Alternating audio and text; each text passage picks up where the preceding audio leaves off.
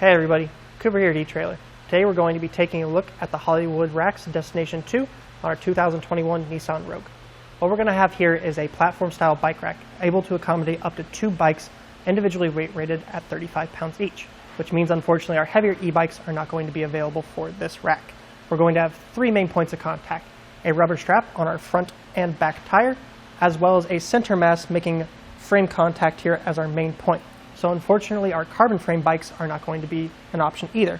One really nice thing is, though, that our main point of contact on our center mass here does move up and down while also having the ability to rotate, meaning that we can accommodate most alternative frame bikes.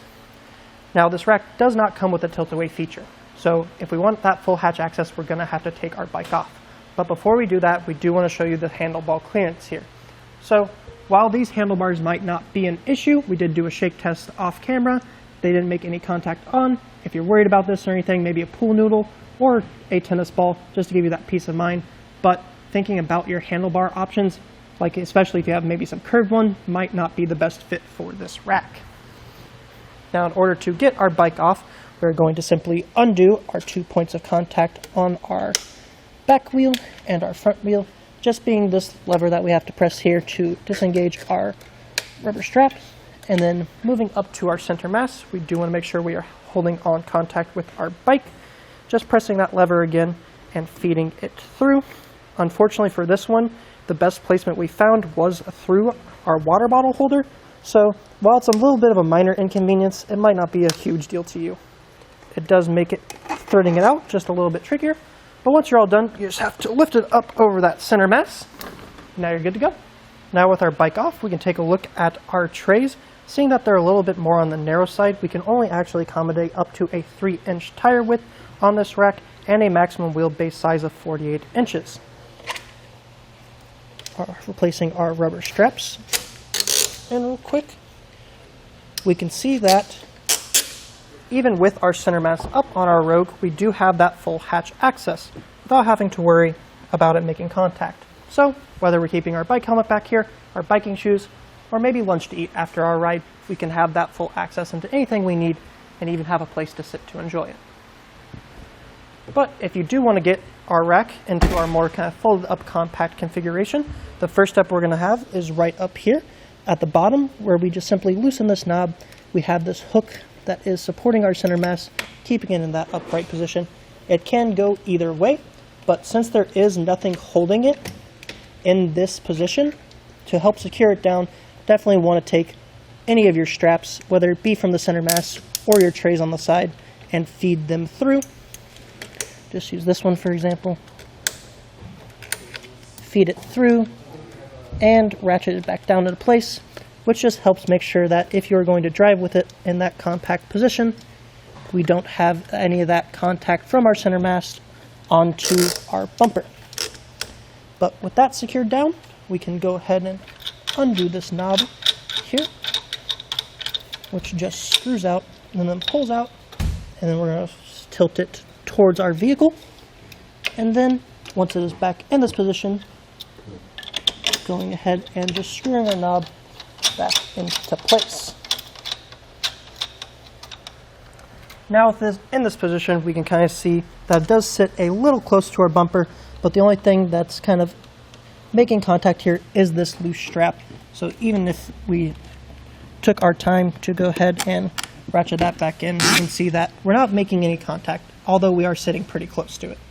Now with our rack in the more folded up compact position, we can look at how it interacts with our vehicle a little bit more. We're going to have a full unobstructed view of our back windshield. Our taillights are going to be fine, and we're even going to be able to use our backup camera because of how high it sits up on our vehicle. Now our rack might be in the frame, but we're definitely going to be able to see past it to anything that's behind our vehicle. We have a full unobstructed view of our license plate, and you might be wondering if you still have that full hatch access. Unfortunately, we are barely making contact with the top of our rack here, so if we are in this compact position, we are going to lose that hatch access. Anytime we add something into the hitch of our vehicle, we're going to be adding length. So let's talk about that. Putting our tape measure on our bumper and looking at the furthest point from the rack, we can see that we're only adding on 11 inches to the back of our vehicle in this compact position. And that's important to know in case you just want to maybe fit this inside your garage while folded up in this compact position. You need to know if there's enough space available for your car plus this rack. Now, of course, this is in the more compact position. We're going to bring it back down into our bike carrying position. So just undoing that knob that we did earlier and pulling it out, we can re-secure it back in and retake those measurements. Now we can see, again by putting our tape measure on the bumper, that we're sitting out around 21 inches. So we are saving a bit of space having it folded up if possible. This is just important to know, again, if you're trying to fit into a tight space or maybe changing lanes on the highway, to remember that there is that additional space on the back of your vehicle. Now the last measurement we're going to talk about is ground clearance. Coming down to our bike, since they kind of have this unique curve shape to them, we're actually going to measure from our cradle over here and see that they sit about 15 inches off of the ground. That's still pretty high up, so if we were to take this up any steep inclines or park any driveways, I wouldn't really worry about this making that ground contact, since we do have that nice rise from our shank. Taking a little bit closer look at our hitch, we do have this 1.25" shank, which is feeding into a 2-inch sleeve, which makes it does fit into our 2-inch receiver. We have a nice anti-rattable here with a lock core, which just is a nice additional security feature to give us peace of mind for securing our rack to our vehicle.